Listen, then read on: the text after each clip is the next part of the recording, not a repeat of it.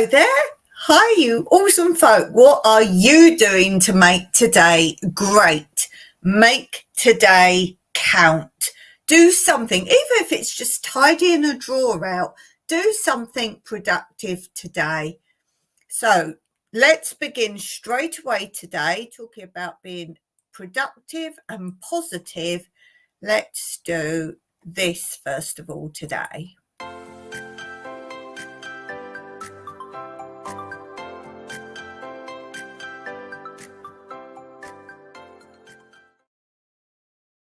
My channel shout outs for today are my mountain home and kitchen.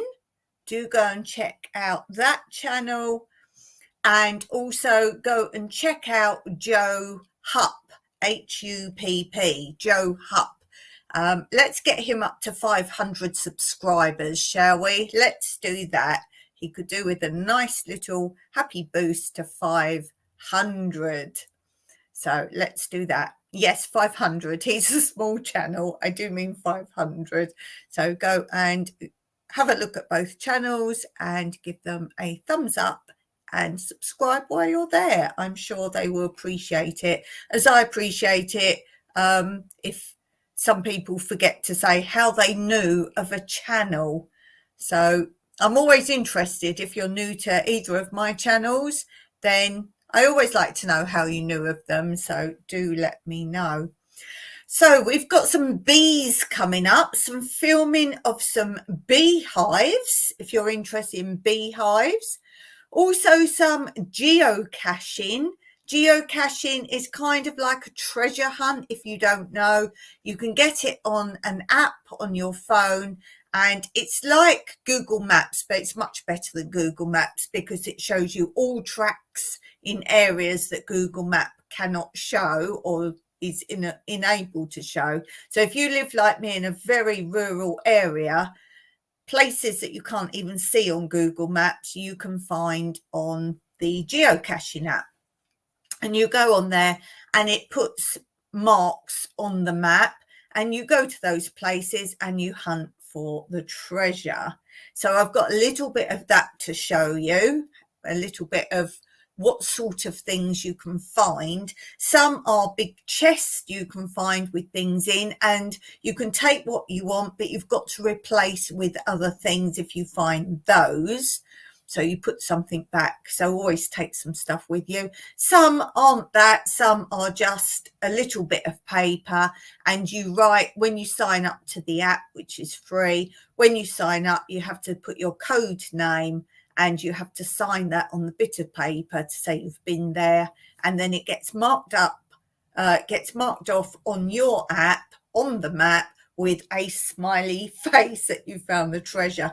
There is more to it if you want to get more involved in it, but that's the basics of it. It's to make you go out walking, which is very sad when people drive round to all the points. The whole purpose, yes, go to an area and drive, but it's about walking around, not getting in the car and going from 5-minute walk to 5-minute walk to find them all. It's about getting out and not just walking, but having an achievement or a destination to walk to. If you're interested in that, you want to find out more, either contact me or just look up apps for geocaching, and you will find that there. So that's something to look into. Hey, we have Denise here, Bone Tired Travellers. Hello to you. Popping in from work, much appreciated. Guys, do go over and check out Denise's channel. I'm sure she'll appreciate that. And as I say, while you're there, why not subscribe? So check out Bone Tired Travellers.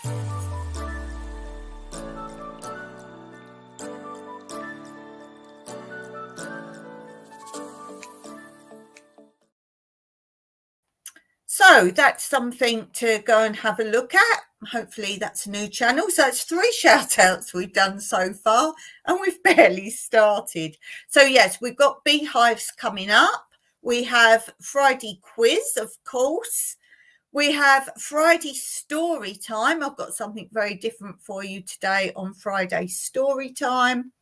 Quote corner, of course, and of course, question of the day, which we can talk about question of the day when we get to that. What should we start with first today? Let's start with a new story time feature.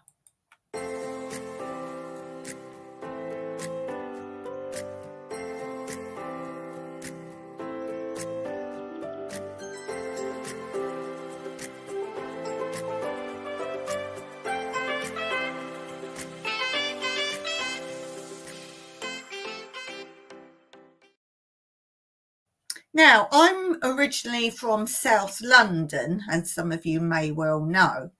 And often when you speak to people from other countries, the first thing they say when they know you're from London is, have you met the Queen?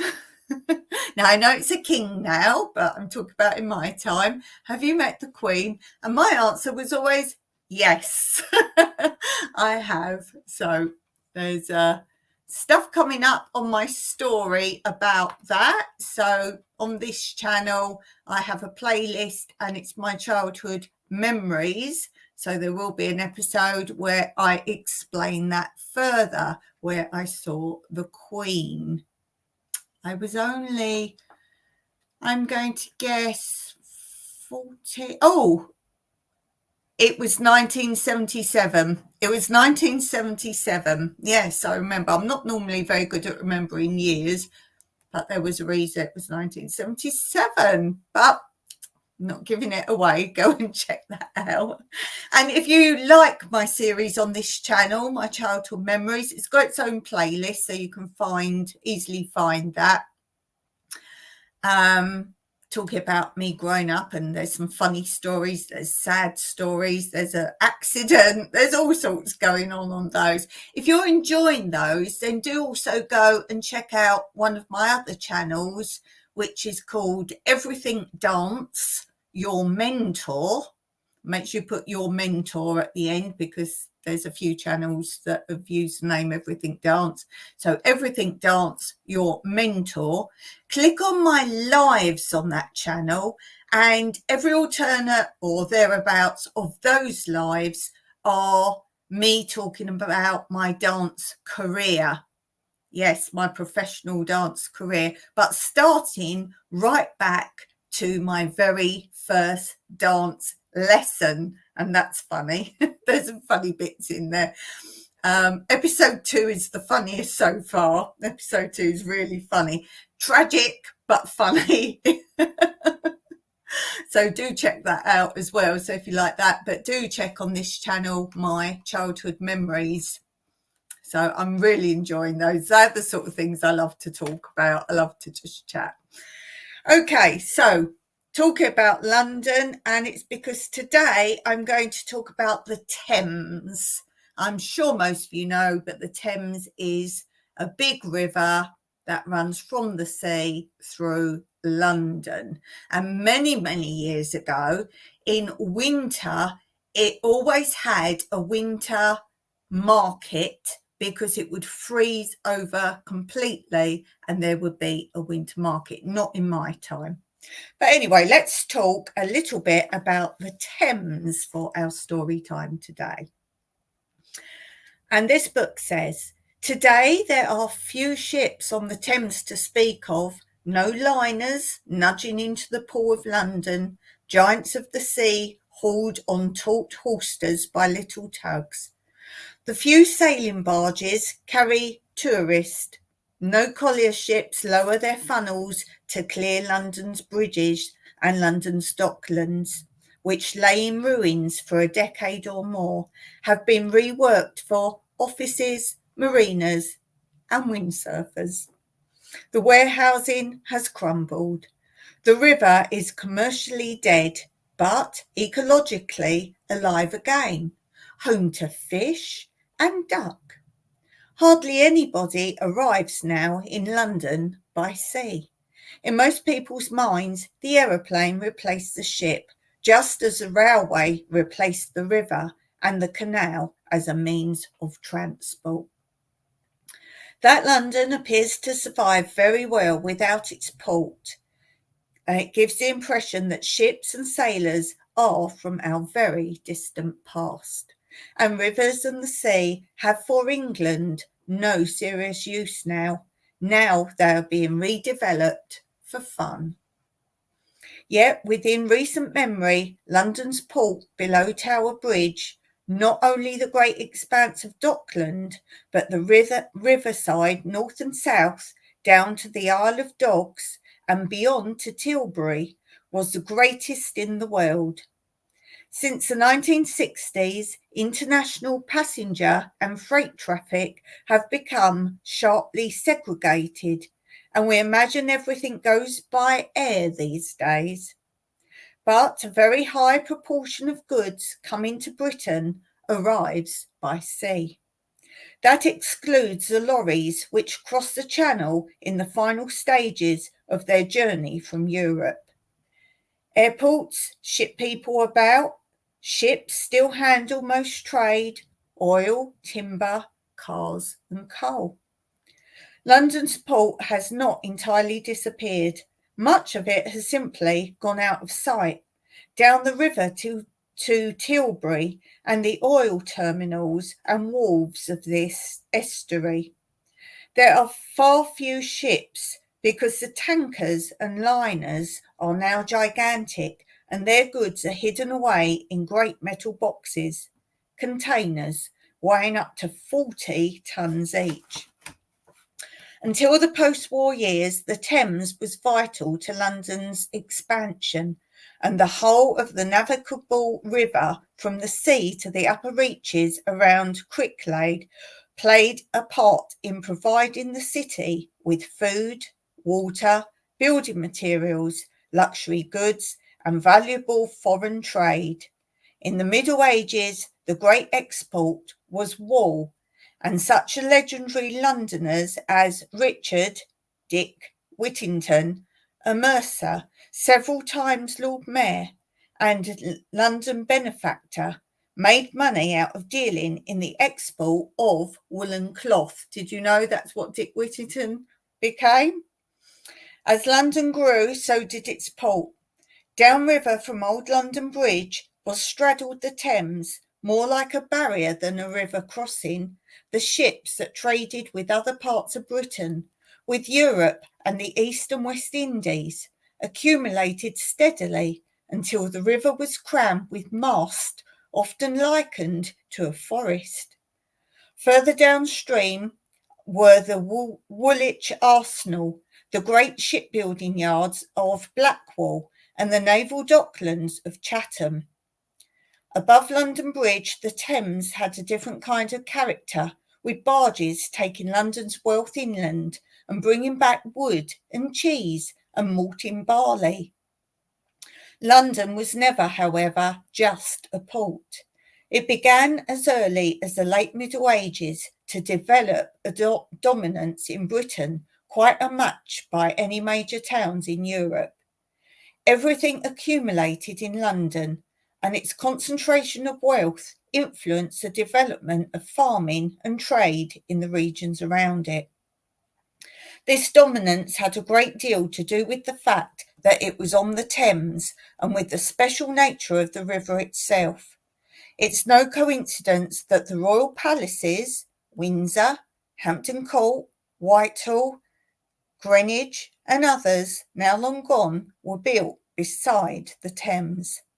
The stone and timber for the buildings of Windsor Castle came up the river, and the royal barges, with their splendid decoration, carried royalty and the luminaries of the court up and down the river in the days when the roads were deeply rutted, unmetalled, and often impassable in winter.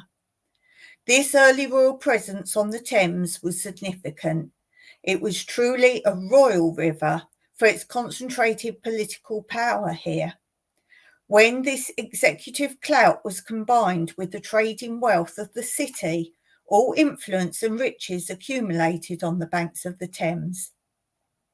By the Elizabethan era, London was a great city with a world-famous bridge and a great port. The influence of shipping and the sea prevailed everything, but the town was beginning to outgrow the port. When the docklands were built to the east of the city in the early 19th century, London had become a metropolis supplied by a port which was a world apart. It was still absolutely vital to London's region that moral crusaders of the Victorian era regarded as foreign as a country from which much of its trade arrived. This was darkest England. In the 18th century, watermen crowded the stairs down to the Thames, crying "oars" in their clamour for passengers to carry up and down the river. Some royalty were rowed in royal barges to the accompaniment of water, composed by Handel, and the centre of London looked like Venice, its palaces with great terraces down to the river. By the mid-19th century, all this had changed. The river had been bridged in many places. Railways had captured the imagination of the age, and steamers had begun to destroy the waterman's trade. There, did you know much of that?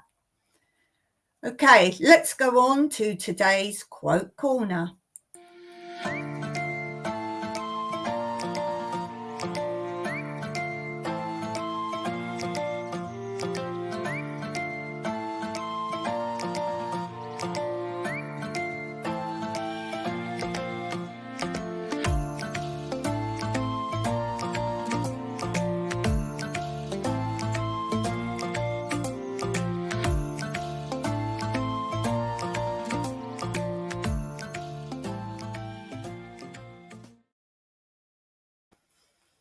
Okay, let's go on to this.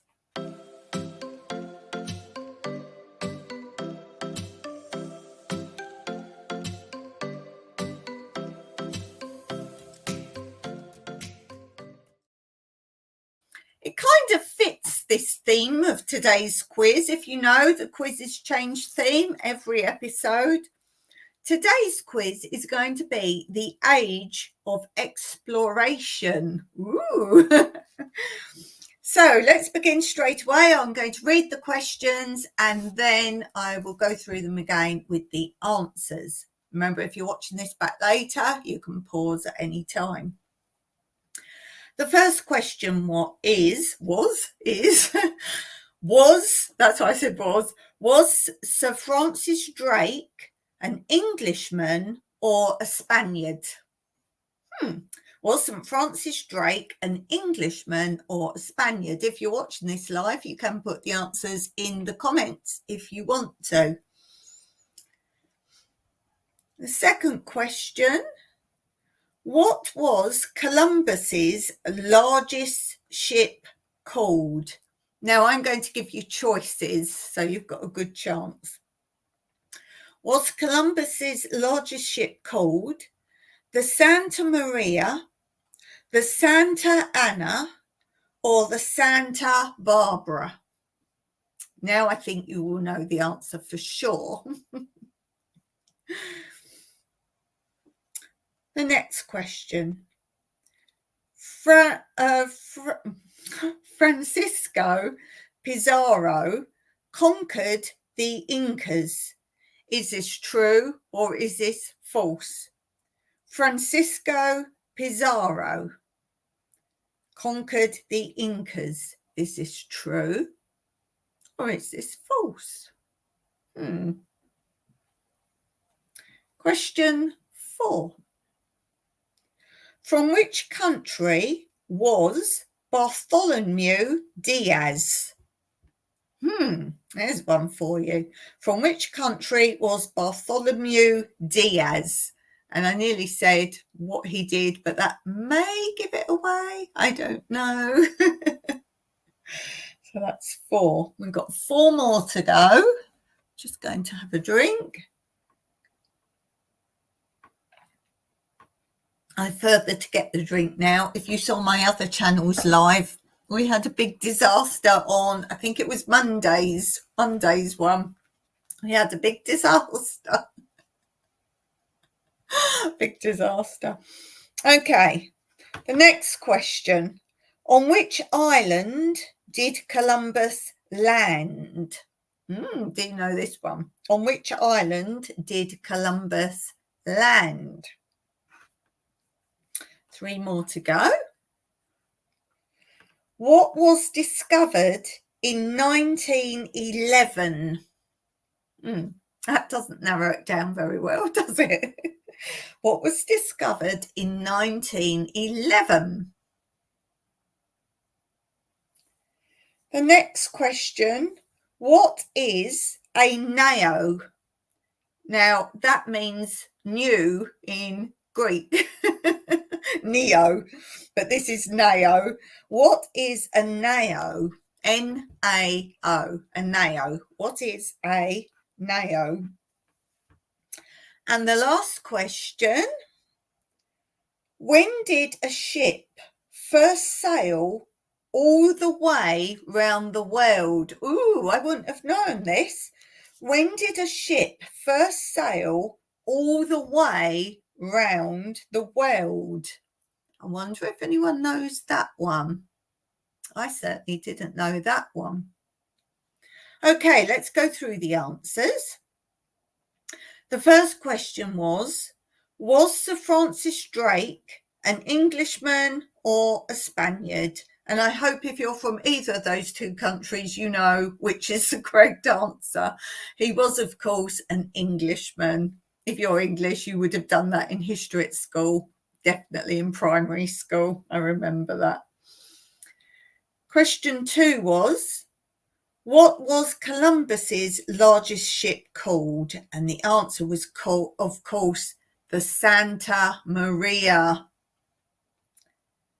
The next question was, Francisco Pizarro conquered the Incas. Is this true or is it false? It's true. It's true. Did you get that one?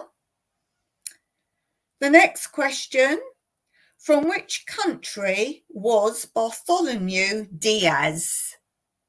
Did you know this one? Let me know in the comments if you're watching this back later, if you knew this one. The answer is Portugal. Portugal. The next one was, on which island did Columbus land? And of course, that was San Salvador. Did you remember that from your history lessons? The next question was, what was discovered in 1911? And this is Machu Picchu, of course. The next question is, what is a nao? N-A-O. Now, I didn't know this one, and it is a merchant ship. So that kind of goes with our story time. And the last question was, when did a ship first sail all the way round the world? I had no clue. I don't know what I would have said, but it was 1522. 1522. Wow. Wow. Okay, let's go on to our Friday film footage. We've got beehives coming up, geocaching, more walking around my abandoned village where I live, and that is in rural Cyprus if you don't know, and then I'll come back to you and we'll chat some more after this.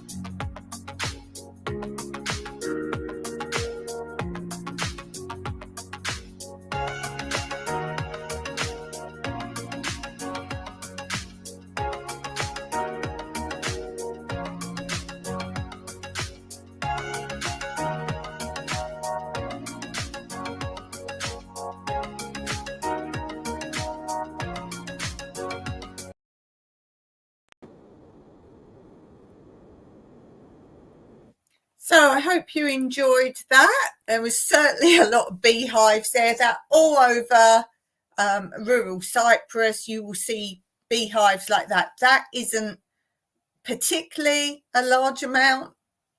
If you do beekeeping here, you wouldn't have one or two. It's production, and Cyprus honey is one of the best honeys you can ever have. So if you get a chance to try it, then definitely do that.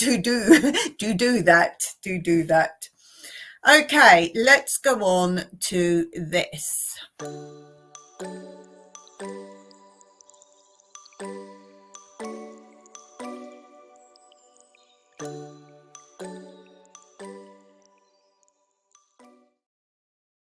Oh, good question today. What makes you snap?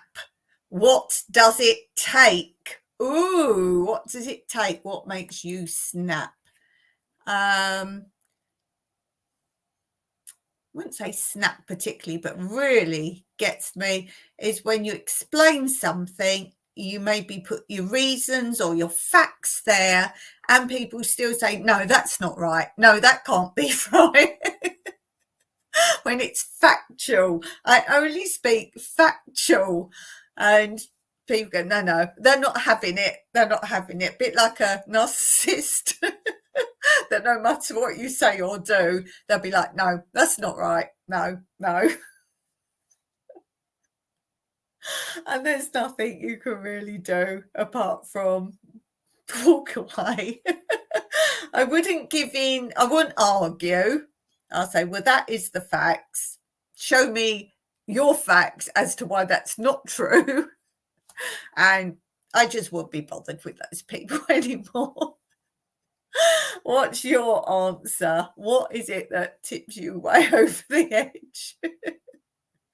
And people doing wrong and getting away with it when it's been pointed out to authorities or whatever, and it just continues going on and on and on. Then those people get cocky and overconfident, and they just realise they're getting away with whatever and do it all the more. So, I'm a great lover of fair play, so that comes into that.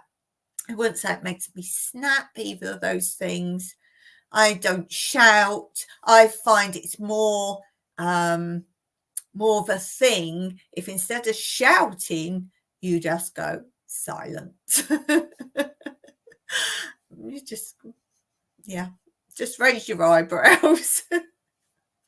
I don't like argument or fighting or anything like that. So, I don't really snap.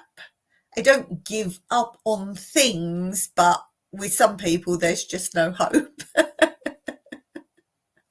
Let me know in the comments for you. Is there something that makes you snap? Is there something, or if not, how do you deal with those situations where enough's enough? Enough's enough.